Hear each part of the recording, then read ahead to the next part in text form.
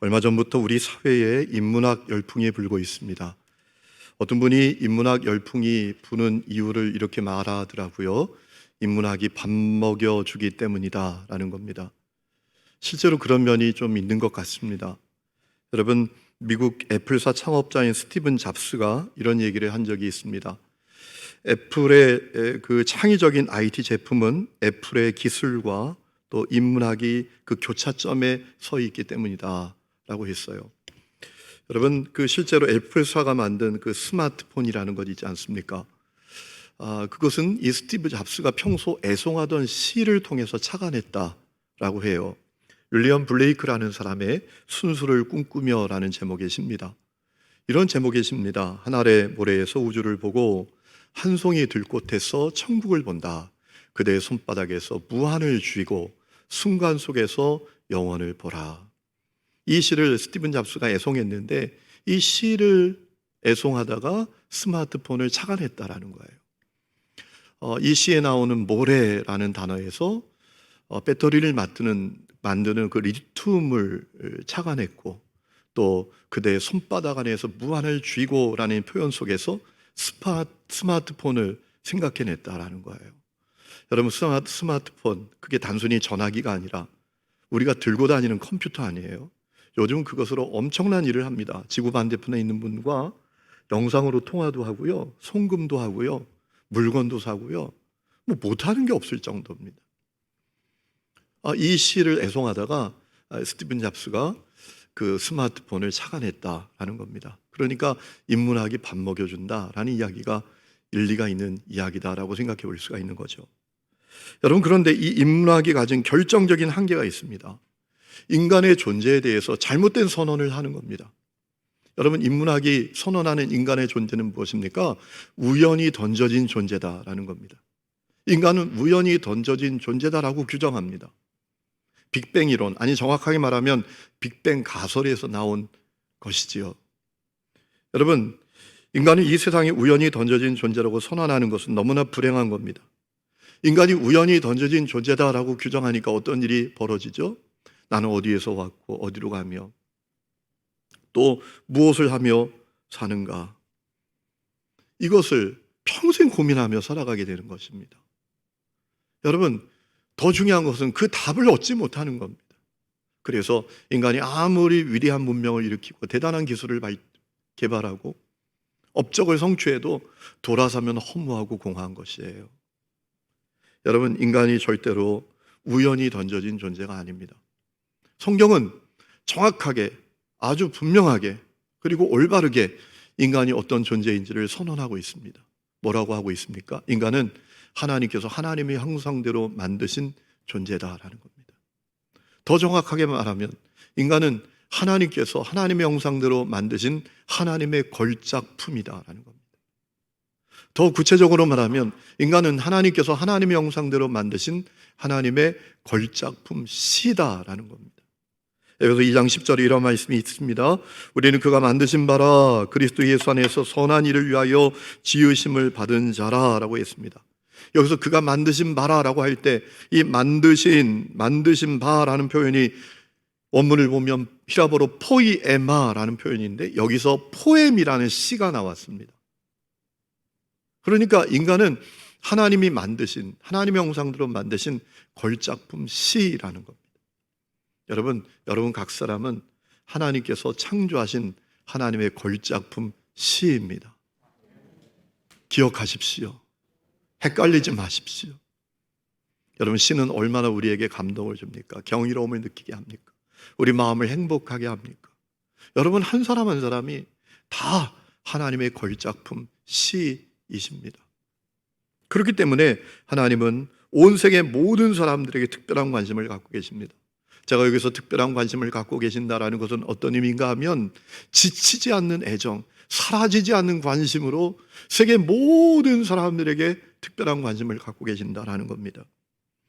여러분, 왜 그렇습니까? 사람이 하나님의 형상대로 창조된 존재이기 때문이죠.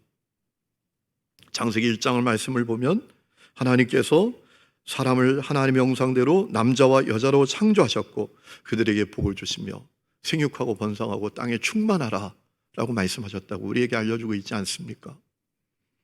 하지만 문제는 첫사람 아담과 하와가 실패하고 말았다라는 겁니다. 여러분, 하나님께서 아담과 하와에게 에덴 동산을 만들어 주셨습니다. 거기서 하나님과 친밀한 관계를 누리면서 복되게 살기를 원하셨습니다. 그런데 이 아담과 하와가 실패했습니다. 하나님께서 금지하신 선악과를 먹고 말았습니다. 그래서 우리가 이런 생각할 수 있죠. 아마 불신자들도 이런 생각할 수 있을지 몰라요. 아니, 선악과나 먹은 게 뭐 그리 문제야? 뭐 그게 문제라고? 여러분, 왜 문제입니까? 하나님께서 절대로 먹지 말라고 말씀하셨습니다. 먹으면 죽는다고 경고하셨었습니다. 그런데 아담과 하와가 선악과를 먹었습니다. 그것은 무엇을 의미합니까? 하나님께 반역했다라는 겁니다. 내가 하나님이 되고자 했다라는 거예요. 피조물의 자리를 떠나고자 했다라는 거예요. 하나님이 정해주신 질서가 아니라 내가 정한 질서 가운데 살려고 했다라는 겁니다. 하나님을 불신했다라는 거예요. 하나님께 독립선언을 했다라는 것입니다. 그 결과 에덴 동산에서 추방되었습니다. 하나님과 분리되고 말았습니다. 전적으로 타락한 존재가 되고 말았습니다. 여러분, 그런데 중요한 것은 하나님께서는 그 실패한 인간을 절대로 포기하지 않으시는 거예요. 사라지지 않는 관심과 그리고 지워지지 않는 애정으로 그들을 포기하지 않으시는 겁니다. 여러분, 아담이 실패했지만 하나님께서 그 가정에 은혜를 베풀어 주셨습니다. 가인을 주셨습니다. 그런데 가인도 동생 아벨을 살해하고 실패하고 말았습니다. 하나님께서 그 인간을 다시 포기하지 아니하시고 그 가정에 다른 씨인 셋을 주셨습니다. 그런데 셋의 후손들마저도 실패하고 말았습니다. 그런데도 하나님은 또 포기하지 아니하십니다. 노아를 통해서 세상을 새롭게 하셨습니다. 그런데 안타깝게도 노아의 후손들마저도 마음이 교만해져서 바벨탑을 쌓고 실패하고 말았습니다. 중요한 것은 하나님은 그래도 인간을 포기하지 아니하시는 겁니다. 어느 날 한 사람을 불러서 땅의 모든 사람들이 구원의 복을 받는 길을 열어주셨습니다. 아브라함이죠. 아브라함을 불러서 말씀하셨습니다. 땅의 모든 족속이 너로 말미암아 복을 받을 것이다. 여러분, 그 약속은 어떤 것이죠? 아브라함의 후손으로 오시는 예수님을 통해서 모든 사람들이 구원받게 될 것을 말씀하신 거잖아요. 여러분, 하나님께서 인간을 절대로 포기하지 아니하시고 그들을 구원하시기 위해서 너무나 쉽고 그러나 확실한 구원의 길을 준비해 주셨습니다. 예수님을 나의 주 나의 그리스도로 믿는 것입니다. 인간의 어떤 노력도 공로도 수행도 필요하지 않습니다. 그래서 믿으면 되는 겁니다. 하나님께서 은혜를 다 베풀어 주셨음에 우리는 믿으면 되는 겁니다. 하나님께서 당신의 독생자를 세상에 보내셨습니다. 성육신하게 하셨습니다. 그분이 십자가에 매달려 피 흘려 죽는 대속제물이 되셨습니다. 죄는 내가 졌는데 죄값 대신 치르기 위해서. 그 예수님을 믿으면 되는 겁니다. 그 예수님을 나의 주 나의 그리스도로 믿으면 되는 겁니다. 그리고 죄와 저주에서 해방됩니다. 하나님과 분리된 자가 하나님과 연결되게 됩니다. 하나님의 자녀가 됩니다. 새로운 존재가 됩니다. 그리고 복된 삶, 풍성한 삶을 누리게 되는 것입니다. 에베소 2장 8절에 말씀하셨죠. 너희는 그 은혜에 의하여 믿음으로 말미암아 구원을 받았으니 이것은 너희에게서 난 것이 아니고 하나님의 선물이라. 행위에서 난 것이 아니니 이는 누구든지 자랑하지 못하게 함이라. 아멘.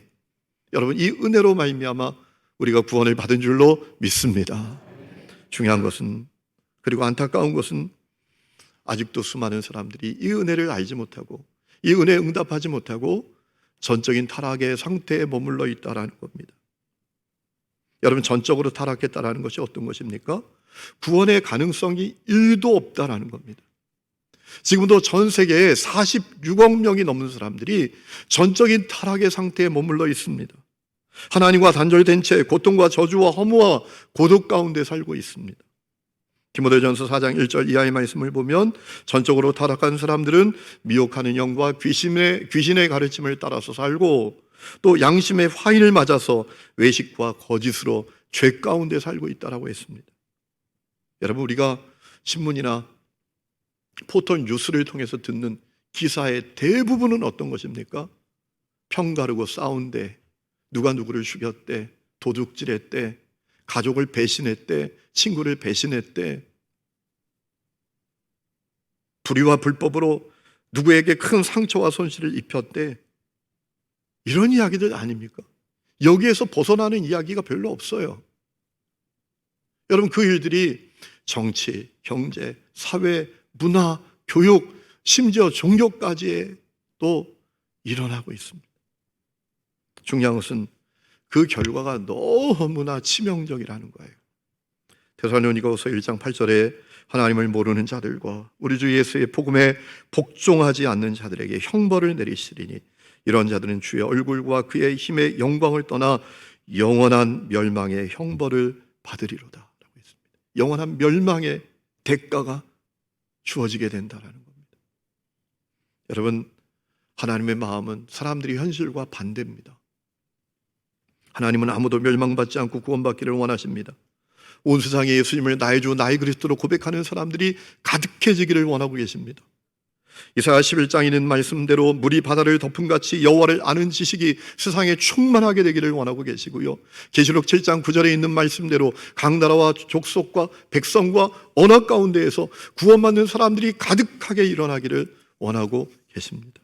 그렇기 때문에 주님께서는 구원받은 성도들에게 위대한 명령을 주셨습니다. 무엇입니까? 땅끝까지 복음을 전하라는 명령입니다.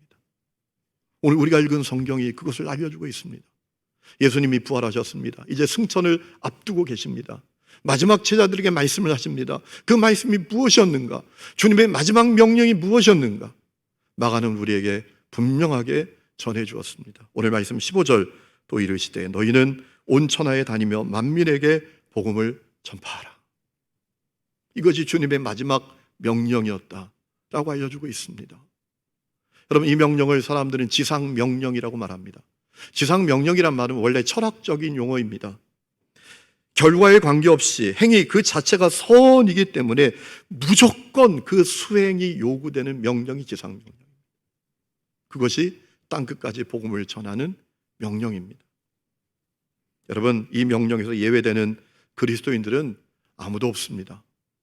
왜냐하면 성경이 선언하고 있는 또 하나의 인간의 존재가 보내진 존재이기 때문입니다.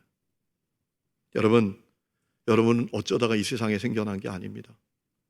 우연히 여러분의 삶의 자리에 있는 게 아닙니다. 우리는 보내진 존재입니다. 성경이 규정하고 있는 인간의 존재, 첫 번째, 인간은 하나님의 형상대로 창조된 존재다. 하나님의 걸작품으로 창조된 존재다 라는 것이고, 두 번째, 인간은 보내진 존재다 라는 겁니다. 하나님이 여러분을 여러분의 가정에 보내신 겁니다. 여러분의 배우자에게 보내신 겁니다. 이 시대에 보내신 겁니다. 이 교회 공동체에 보내신 겁니다. 하나님의 특별한 계획이 있어서 보내신 것입니다. 가끔 성도들 가운데 너무나 어려운 환경 가운데, 너무나 어려운 가정의 사정 가운데, 너무나 어려운 만남 때문에 고통받는 성도들이 있습니다. 오늘 여러분 가운데에도 있을 겁니다. 그분들에게 주님의 위로가 있기를 바랍니다. 한없는 위로가 있기를 바랍니다. 그러나 기억하십시오. 주님이 여러분을 거기 보내신 겁니다. 주님이 어떤 계획이 있어서 여러분을 그 자리에 보내신 것입니다. 그 만남을 갖게 하신 겁니다. 때로 이런 마음이 들 때도 있잖아요. 내가 이 사람만 만나지 않았어도 내가 참 문제없이 살았을 것 같은데. 여러분 기억하세요. 하나님이 보내신 겁니다. 우리가 알지 못하는 주님의 계획이 있기 때문에 보내신 겁니다. 특별히 그리스도인들은 온 세상 끝까지 복음을 전하도록 보내신 사람들입니다. 요한복음 20장에 보면 부활하신 예수님께서 제자들에게 오셨습니다. 제자들이 너무나 두려워합니다. 그들에게 주님 뭐라고 말씀하셨습니까? 요한복음 20장 21절 예수께서 또 이르시되 너희에게 평강이 있을지어다. 아버지께서 나를 보내신 것 같이 따라합시다. 나도 너희를 보내노라. 여러분, 우리는 보내진 존재입니다.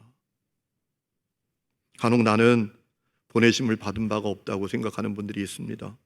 온 세계 끝까지 복음을 전하는 것은 나와 상관이 없다라고 생각하는 분들도 있습니다. 나는 개인적인 소명을 받지 못했다라고 생각하는 분들이 있습니다. 잘못 생각하는 겁니다. 여러분, 보내진 존재에서 예외된 그리스도인들은 없습니다. 이미 명령은 우리 모두에게 다 주어져 있습니다. 땅 끝까지 가서 복음을 전하라. 이 명령 우리 모두에게 다 전해져 있습니다. 우리는 다 보내진 자입니다. 사도행전 1장 8절에 말씀하셨습니다. 오직 성령이 너에게 임하시면 너희가 권능을 받고 예루살렘 온 유대 사마리아 땅끝까지 내 증인이 되어야 한다라고 하셨습니다. 여러분이 저 세상에 있는 사람들하고 다른 게 뭡니까? 얼굴 표정이 좀 다르십니까? 여러분 인성이 좀 다르십니까? 물론 그것이 달라야 하겠지요. 그런데 여러분 확실히 다른 게 있습니다. 영이 다릅니다. 우리 속에 구원받은 성도에게는 성령님이 내주하고 계십니다. 여러분 내 속에 성령님이 내주하신다는 것은 내가 보내심을 받은 자라는 확실한 증거입니다. 오직 성령이 너희에게 임하시면 너희가 땅끝까지 내 증인 되어야 한다라고 말씀하셨잖아요. 성령님이 내 속에 계시니 우리는 보내진 자가 분명합니다. 나는 개인적인 소명을 받지 못했다라고 말할 게 없습니다. 간혹 또 이런 분이 있어요. 나는 그 명령을 수행하기 위해서 준비가 안 됐다, 훈련이 안 됐다, 능력이 없다라고 생각하는 분들도 있습니다. 그런데 여러분 가만히 생각해 보면 중요한 것은 훈련이 아닙니다. 능력이 아닙니다. 준비가 아닙니다. 무엇입니까? 불쌍히 여기는 마음입니다. 불쌍히 여기는 마음. 여러분 마태복음 9장 35절 말씀 보니까 예수님께서 모든 도시와 마을에 두루 다니시면서 모든 병과 모든 약한 것을 고치시고 천국 복음을 전파하셨다라고 했습니다. 그 다음 절 36절에 보면 왜 주님이 그렇게 하셨는지 그 동기를 우리에게 알려주고 있습니다. 그 동기는 무엇입니까?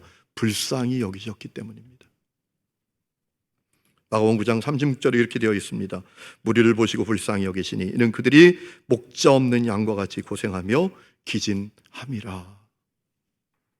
불쌍히 여기셨기 때문입니다. 지난 금요일에 김재희 선교사님, 요르단에서 사역하시는 선교사님 오셔서 말씀을 전해주셨습니다. 이분은 원래 시리아에 들어가서 사역을 했는데 시리아 전쟁이 터지지 않았습니까? 그래서 시리아에게 가장 가까운 도시 요르단에 있는 도시에 와서 사역하시는 분입니다. 원래 처음에는 NGO 단체와 연합해서 이제 전쟁에서 밀려온 난민들을 구제하는 사역을 하셨었어요. 근데 어느 날 주님이 그 전쟁 고아들을 돌보라라는 마음을 주셨습니다. 이분이 자녀 교육이 큰 문제였습니다. 여러분이 중동 지역 같은 경우에는 선교사님들 자녀 교육이 큰 문제입니다. 국제학교도 없고요. 너무너무 어려운 환경이니까 지방 도시에 한국에 그 두 자녀를 공부할 수 있는 길을 하나님이 열어주셨습니다. 두 자녀를 한국으로 보내고 너무나 서운한 마음으로 있는데 어느 날 주님이 이 선교사님께 그렇게 말씀을 하셨습니다. 너희 자녀들은 내가 책임질 테니 너는 내 자녀들을 돌봐 주지 않겠냐 라고 하셨답니다. 충격을 받았습니다. 왜냐하면 여러분 도시에 나가보면 그분이 사는 지역에 나가보면 길거리에 고아들이 가득합니다. 전쟁 고아들입니다. 얘네들이 길을 가면 붙잡고 안 놔줍니다. 돈을 줄 때까지 안 놔줍니다. 운전하고 가면 차를 가로막고 이 차 유리창을 깨질듯이 계속 두드리면서 돈을 달라고 하는 그 애들이에요. 너무 짜증나고 피곤한 아이들. 그런데 주님은 내 자녀들이라고. 내가 너의 자녀들을 돌봐 줄 테니 너는 나의 자녀들을 돌봐주지 않겠니? 라고 하신 거예요. 충격을 받았어요. 그래서 이분이 눈이 열린 겁니다. 그 전쟁 난민들, 고아들을 불쌍히 여기는 눈을 보게 된 겁니다. 여러분, 그러니까 방법이 문제가 안 되더래요.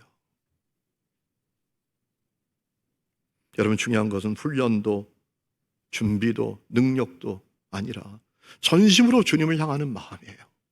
성경이 분명히 우리에게 말씀하셨습니다. 우리가 전심으로 주님을 향하여 있다면 능력은 주님이 베푸신다고 말씀하셨습니다. 역대상 16장 9절에 여호와의 눈은 온 땅을 두루 감찰하사 전심으로 자기에게 향하는 자들을 위하여 능력을 베푸신다.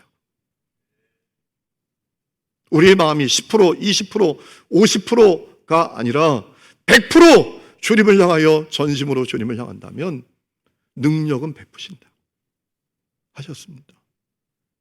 우리가 믿음의 길을 걸어도 하나님을 시다바리처럼 여기고 필요할 때 꺼내 쓰는 연장처럼 여기고 사니까 능력이 없는 겁니다.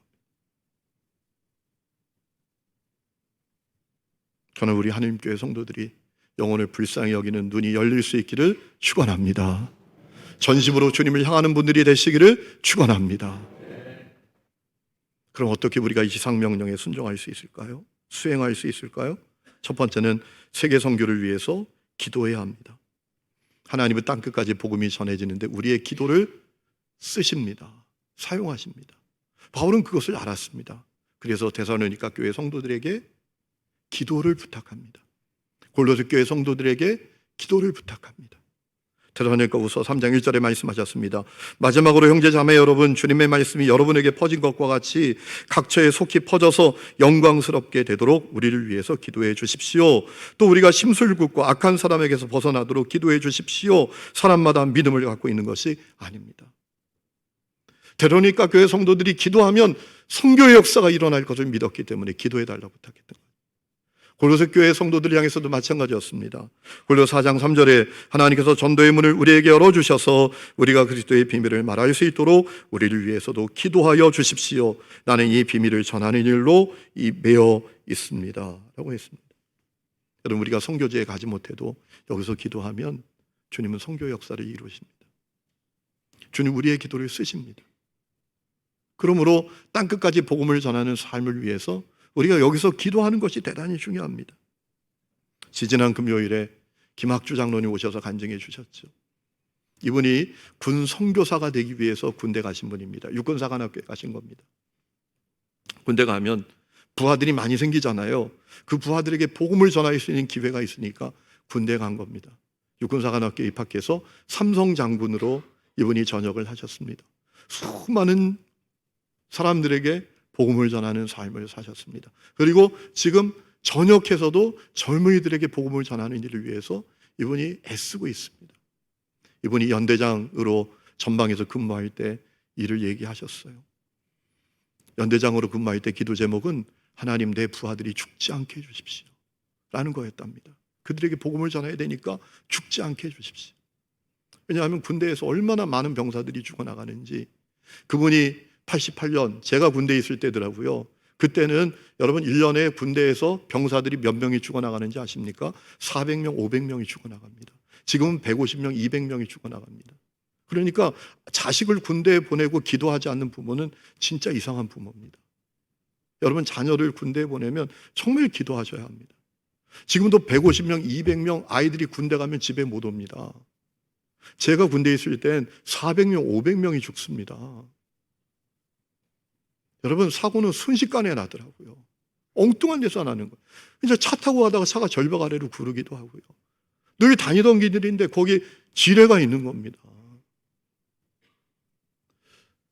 그래서 이분이 늘 기도 제목이 하나님 내 부하들이 죽지 않게 해주십시오. 연대장이 되면 부하들이 4,000명이 있습니다. 늘 기도 제목이 죽지 않게 해주십시오. 근데 하루는 밤늦게 관사에 전화벨이 따르릉 하고 울리는 거예요. 느낌이 안 좋은 거예요. 전화를 받았더니 연대장이 큰일 났습니다. 병사 하나가 무장 탈영을 했습니다 라고 하더래요. 불이 나게 그 전방으로 쫓아갔더니 대대장, 중대장하고 이 병사가 대치하고 있는 거예요. 그 병사는 수류탄을 안전핀 2개 다 뽑고 들고 있는 거예요. 오면 죽는다고. 엄청난 일이 벌어진 거예요. 캄캄한 칠흑입니다. 그때 대대장이 용기를 내어서 조용히 나가가 그 병사를 덮친 겁니다. 그때 수류탄을 탁 놓치면서 팡 하고 터진 겁니다. 근데 아무도 죽지 않았어요. 아무도 다치지 않았어요. 그 이유가 있습니다. 그 얼마 전에 이분이 서울에 어느 아는 목사님을 만났을 때 부탁했답니다. 목사님, 제가 군 선교사의 심정으로 군대 온 사람이에요. 병사들의 복음을 전하기 위해서 그들이 죽지 않아야 됩니다. 그들에게 복음을 전해야 됩니다. 저를 위해서 기도해 주십시오. 그 목사님이 그 기도 제목을 기억하고 그 주일에 온 성도들에게 그 기도 제목을 나누고 간절히 기도한 겁니다. 그리고 그 주간에 일어난 일이에요. 할렐루야. 여러분, 하나님은 여러분의 기도를 쓰십니다. 여러분이 여기서 기도하면 선교지에서 하나님의 역사를 이루어 가십니다. 두 번째는 세계 선교를 위해서 헌금해야 합니다. 여러분 빌립보 4장 말씀을 보면 바울이 부족함 없이 사역할 수 있었던 이유가 뭐냐? 자기를 위해서 헌금하는 교회와 성도들이 있었기 때문이라고 말합니다. 빌립보 교회 성도들이었습니다. 이렇게 말합니다. 빌립보의 교우 여러분, 여러분도 아는 바와 같이 내가 복음을 전파하던 초기에 마게도냐를 떠날 때 주고받는 일로 나에게 협력한 교회는 여러분에밖에 없습니다 라고 했습니다. 바울이 복음을 전할 때 이 빌립보 교회 성도들이 헌금해 준 겁니다. 여러분, 우리가 돈으로 사역하는 것은 아니지만 사역을 위해서는 돈이 필요합니다. 여러분, 연세대학교, 유아여자대학교, 배화여자대학교 어떻게 생겼습니까? 어떻게 생겨서 수많은 복음 인재들이 거기서 배출되고 있습니까? 저 연세대학교 세브란스 병원, 고려대학병원 어떻게 생겼습니까? 이유가 있습니다. 이 조선이, 한국이 땅끝이라고 여기고 이 땅을 위해서 헌금한 미국, 호주, 캐나다의 성도들이 있었기 때문입니다. 그래서 그렇게 된 거예요. 그래서 선교를 위해서 헌금해야 합니다. 여러분이 매달 드리는 11조는 여러분의 삶이 하나님께 달려있고 하나님이 내 삶의 주인이시다라는 사실을 고백하는 증언이라면, 여러분이 드리는 선교 헌금은 땅끝까지 복음을 전하도록 내가 부름받았다라는 사실을 인식하고 있는 증거입니다. 땅끝까지 복음을 전하는 삶을 내가 살아가고 있다라는 증거입니다. 그래서 우리가 헌금해야 합니다. 내게 있는 형편에 따라 최선을 다해서 해야 합니다. 그리고 무엇보다 가능한 한 교회에 해야 합니다. 왜 그러냐 하면, 여러분, 선교사님들이 많지만 검증되지 않은 선교사님들도 많이 있습니다. 열심히 선교하는 것 같지만 뒤로는 딴짓을 하는 분들도 꽤 많이 있습니다. 여러분, 교회는 그것을 알잖아요. 여러 가지 정보와 선교제의 상황을 통해서 그것을 압니다. 그래서 잘 전달할 수 있는 거죠. 세 번째는 세계 선교를 위해서 참여해야 합니다. 여러분, 오늘 15절 말씀에 중요한 말씀이 있습니다. 이 선교의 핵심되는 말씀이 있습니다. 너희는 온 천하에 다니며 라고 했습니다. 온 천하에 다니며. 또 마태복음 28장 19절에도 그러므로 너희는 가서 라는 말씀이 있습니다. 어떤 말씀이에요? 세계 선교에 너가 참여해야 한다라는 겁니다. 참여해야 합니다. 여러분, 참여하는 것과 구경하는 것하고는 차원이 다릅니다. 우리는 어떻게 참여할 수 있을까요? 단기 선교를 통해서 참여할 수 있죠. 우리 교회만 해도 여러 팀을 보내죠. 어린이를 위한, 청소년을 위한 팀, 명절에 선교사님들 위로하는 그 명절상 차려드린 팀을 보내지 않습니까? 이런 팀에 참여해 보셔야 돼요. 또 선교를 동원하는 일에 참여하셔야 합니다. 우리 교회 게스트하우스가 있습니다. 선교사님 누구든지 와서 2주 동안 무료로 지냅니다. 거기 모든 것이 준비되어 있습니다. 쌀, 김치, 라면, 반찬 다 준비해 놓습니다. 여러분, 그 선교사 게스트하우스를 잘 운영되도록 여러분이 청소하고 섬기는, 그것도 선교에 참여하는 거예요. 여러분, 2025년 추석 명절을 기대하십시오. 2025년 추석 명절이 자그마치 휴일이 열흘이더라고요. 10일 동안 쉬게 돼 있더라고요. 놀라지를 않으세요? 아마 다 아시는 걸 제가 얘기해가지고 그러시나요? 저 깜짝 놀랐어요. 달력을 보니까 2025년 열흘 동안 연휴입니다. 금요일부터 시작해서 주일 지나고 한 주간 다 쉬고 주일에 끝납니다. 열흘이에요, 열흘. 그리고 저에게 꿈이 생겼습니다. 그 열흘 동안에 적어도 우리 교회에서 3팀 이상의 단기 선교팀을 보내리라. 꿈이 생겼어요. 열흘이니까 핑계댈 것도 없잖아요. 직장 때문에 못 가던 분들도 얼마나 좋은 기회입니까? 열흘 쉬는데.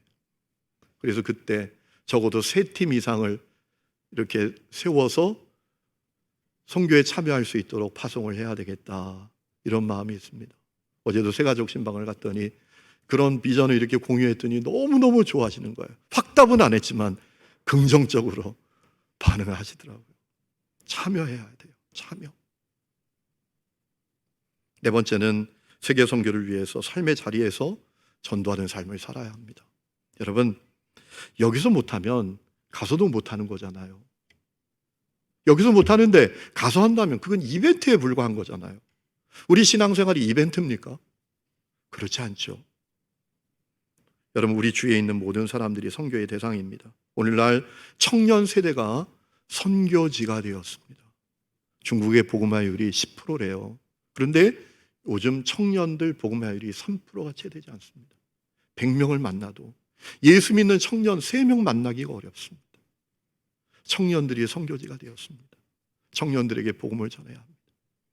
여러분, 이 땅에 와 있는 이주민들 또 외국인 노동자들이 220만 명이 넘는다고 합니다. 그들에게 다가가서 복음을 전해야 합니다. 외국인 노동자 한 명이 여기서 예수님 잘 만나면 그거 돌아갈 거 아닙니까? 돌아가서 그 가문을 복음화할 것 아니겠어요? 여기서 복음을 전해야 합니다. 여러분, 전도가 미련해 보여도 전도할 때 놀라운 구원의 역사가 일어납니다. 오늘 16절 말씀해 보면 믿고 세례받는 사람은 구원을 받을 것이다 라고 했습니다. 무슨 얘기입니까? 우리가 복음을 전하면 믿는 사람, 세례받는 사람이 일어나게 된다라는 겁니다. 전도가 미련해 보여도 우리가 복음을 전하면 구원의 역사가 일어나게 된다라는 겁니다. 고린도전서 1장 21절에 이 세상은 그 지혜로 하나님을 알지 못하였습니다. 하나님의 지혜가 그렇게 되도록 한 것입니다. 하나님께서는 어리석게 들리는 전도를 통해서 믿는 사람들을 구원하시기를 기뻐하신 것입니다. 유대 사람은 기적을 요구하고 그리스 사람은 지혜를 찾으나 우리는 그래서 십자가에 달리신 그리스도를 전합니다 라고 했습니다. 전하면 구원의 역사가 일어납니다. 미국의 에즈베리 신학대학, 아주 복음주의적인 신학교가 있습니다. 거기 조지 헌터라고 하는 복음 전도학 교수가 했던 이야기가 있습니다. 이렇게 말했습니다. 30년 전에는 한 사람이 그리스도를 영접하려면 5번 이상의 의미 있는 만남이 필요했지만 오늘날에는 보통 12번에서 20번의 넛지가 필요하다. 넛지라는 게 뭐예요? 자극, 쿡 찌르는 거 아닙니까? 감동이 필요하다라는 거예요.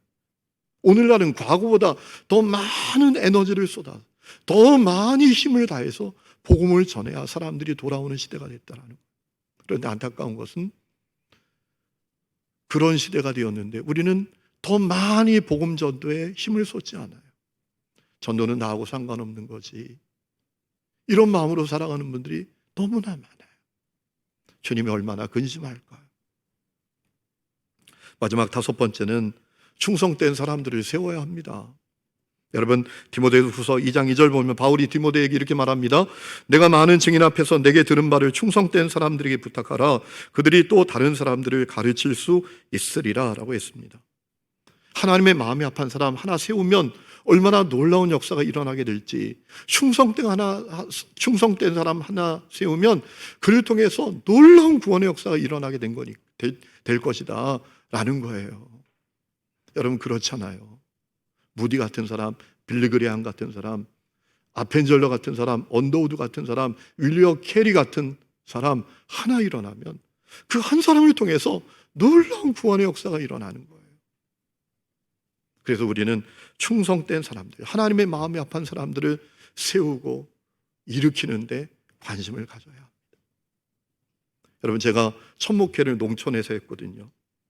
그때 깨닫게 된 게 있습니다. 발견하게 된 겁니다. 지혜로운 농부는요, 절대로 종자의 손을 안 건드리더라고요. 그런데 생각이 없는 농부, 내일을 생각하지 않는 농부는 종자에 손을 대요. 아쉬우면 종자를 먹어버려요. 제가 그때 지혜를 알게 됐습니다. 여러분, 우리가 한 사람 잘 세워지면 그를 통해서 엄청난 구원의 역사가 일어날 수 있다는 사실을 기억하고 하나님의 마음이 아픈 사람, 충성된 사람을 세우는 데 관심을 가져야 돼요. 세상에는 교회가 많은데 다 똑같은 교회는 아닌 것 같아요. 어떤 교회는 명품교회고 어떤 교회는 하품교회입니다. 하품교회의 특징이 뭡니까? 그저 기성세대가 누리는 게 관심이에요. 뭐가 부족해? 교회 오니까 뭐가 부족해? 이렇게 교회 반찬이 없어? 뭐가 없어? 이러면서 다 쓰고 없애는 거예요. 그런데 명품교회는 어떻게 합니까? 충성된 사람, 하나님의 마음에 합당한 사람을 세우는데 힘을 다하고 에너지를 다하고 재정을 쏟는 거예요. 저는 우리 교회가 명품교회가 될 수 있기를 축원합니다. 우리 교회를 통해서 하리 같은 선교사, 윌리엄 캐리 같은 선교사, 아펜젤러 같은 선교사, 빌그레함 같은 위대한 전도자가 일어날 수 있기를 주의 이름으로 축원합니다. 오늘 말씀 이제 마칩니다. 오늘 말씀 들으면서 마음이 불편한 분들이 계실지도 모르겠습니다. 왜? 명령이라는 단어 때문에. 명령이라는 단어는 우리 마음을 불편하게 만들잖아요. 누가 나한테 명령을 해? 감히. 우리가 이런 마음 다 갖고 있지 않습니까? 명령이란 말은 우리 마음을 불편하게 하고 거슬리게 하고 때로는 짜증도 나게 만듭니다. 그런데 여러분, 성경을 보면 주님의 명령으로 가득하지 않습니까? 땅끝까지 복음을 전하라, 사랑하라, 용서하라, 기도하라, 구제하라. 얼마나 많은 명령이 있습니까? 여러분, 주님께서는 명령하시기 전에 명령하시는 이유를 말씀하셨습니다. 마태복음 28장 18절에 이렇게 말씀하셨습니다. 하늘과 땅의 권세를 내가 가졌다라고 했습니다. 그러니까 주님께서 명령하시는 이유는 명령하실 만한 우주적인 권세를 그분이 가지셨기 때문에 우리에게 명령하신다는 겁니다. 그리고 또 놀라운 말씀을 하셨습니다. 주님, 우리에게 명령만 하시는 것이 아니라 명령하시면서 놀라운 약속을 주셨다는 겁니다. 어떤 약속입니까? 세상 끝날까지 함께한다라는 약속이에요. 마태복음 28장 20절에 말씀하셨습니다. 따라합시다. 볼지어다, 볼지어다, 세상 끝날까지 너희와 항상 함께 있으리라. 주님 명령만 하시지 않으셨습니다. 우주적인 권세를 가지신 그분이 우리에게 명령하시면서 약속하셨습니다. 내가 함께한다, 내가 돕는다 라고 하셨습니다. 여러분, 주님의 명령에 순종하는 것은 우주적인 권세를 가지신 주님이 함께 하시고 도와주시는 영광을 누리는 축복을 누리는 길입니다. 그러므로 저는 땅끝까지 복음을 전하라 라는 그 주님의 명령에 여러분이 순종할 수 있기를 축복합니다. 여러분, 한 번뿐인 생입니다. 한 주 만에 날씨가 달라졌습니다. 이 주간에 제가 문득 그런 생각이 듭니다. 아, 이렇게 인생이 가는 거구나. 이렇게 인생이 훅 지나가고 내 인생의 끝에 다다를 때가 오는 거구나. 그런 마음을 다시 가졌습니다. 하루를 살아도 하나님을 영화롭게 하면서 살아야지. 하루를 살아도 하나님의 마음에 합하게 살아야지. 하루를 살아도 주님의 명령에 순종하며 살아야지. 그런 마음을 갖게 됐습니다. 오늘 그 은혜가 여러분 모두에게도 일어날 수 있기를 주의 이름으로 축원합니다. 우리 이 시간에 찬양 부르고 예배 마칩니다.